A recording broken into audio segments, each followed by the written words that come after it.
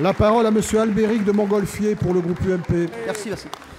Merci, Monsieur le Président, Mesdames et Messieurs les ministres, mes chers collègues. Ma question s'adresse à Madame la ministre chargée de la décentralisation.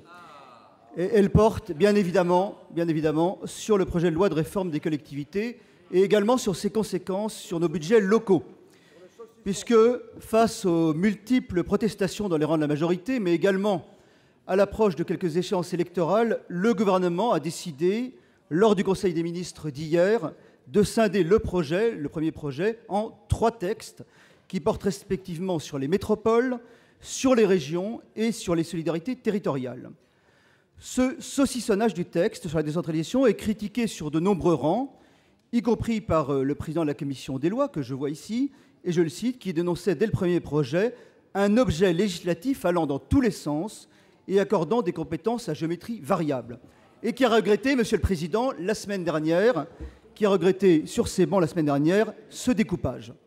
Ces 3 textes accordent, Madame la Ministre, la priorité dans le calendrier parlementaire, une priorité aux métropoles. Nos communes, nos départements seront donc évoqués en dernier. Madame la Ministre, en donnant la priorité aux métropoles et aux grandes agglomérations, vous risquez de faire reposer le développement du pays sur le seul fait urbain. L'Assemblée des départements de France, qui est d'ailleurs présidée par un élu de votre majorité, condamne un texte, là aussi, citation, qui considère nos territoires comme un sujet annexe. Par ailleurs, le gouvernement a annoncé la baisse des dotations, 4,5 milliards d'euros, auxquels il faut ajouter, c'est une estimation de la DGCL, 802 millions d'euros de moins au titre des normes.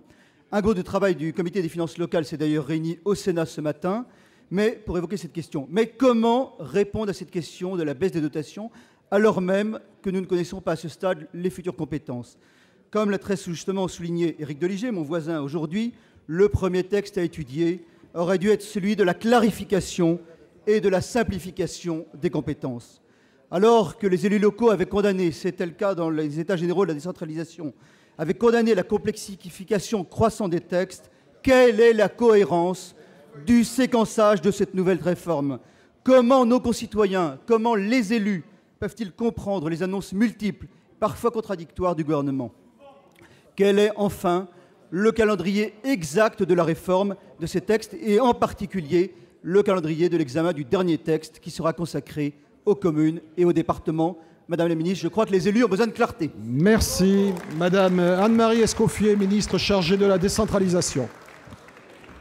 Monsieur le Président, Monsieur le sénateur de Montgolfier, la question que vous venez de me poser me donne l'occasion de vous apporter des réponses aussi précises que possible sur l'état des travaux que nous avons conduits.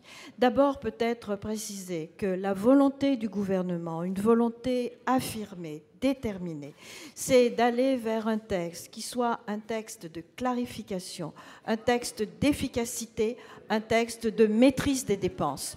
3 objectifs que nous avons inscrits dans ce texte, avec la volonté de toujours le faire dans le cadre d'une véritable concertation, d'un vrai dialogue que nous avons voulu avec vous, dans le cadre des États généraux de la démocratie territoriale, mais aussi avec l'ensemble de nos élus partenaires et qui nous ont apporté des éclairages tout à fait indispensables. Alors, le texte qui a été présenté au Conseil des ministres, vous dites saucissonné, monsieur le sénateur.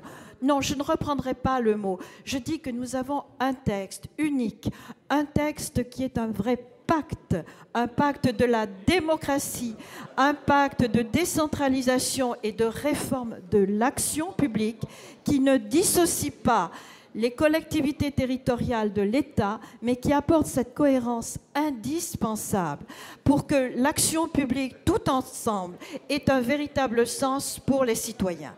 Un texte donc, dont je dis, de clarification, d'efficacité, de maîtrise des dépenses. Et j'y viens, parce que la maîtrise des dépenses est un objectif auquel nous sommes tous attachés. Nous avons dit l'effort et toutes les collectivités ont accepté de participer à cet effort lors d'une réunion tenue par le Premier ministre le 12 mars dernier.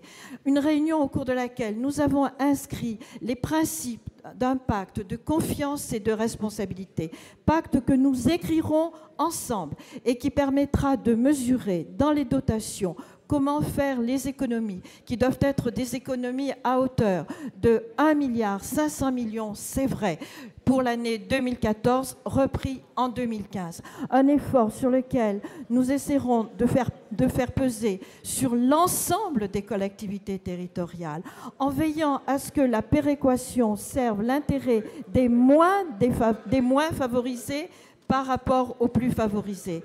Rien ne nous échappera dans ce travail, ni sur les dotations, ni sur la péréquation, ni sur la fiscalité. Je veux vous assurer, en tout cas, de la détermination très forte qui est la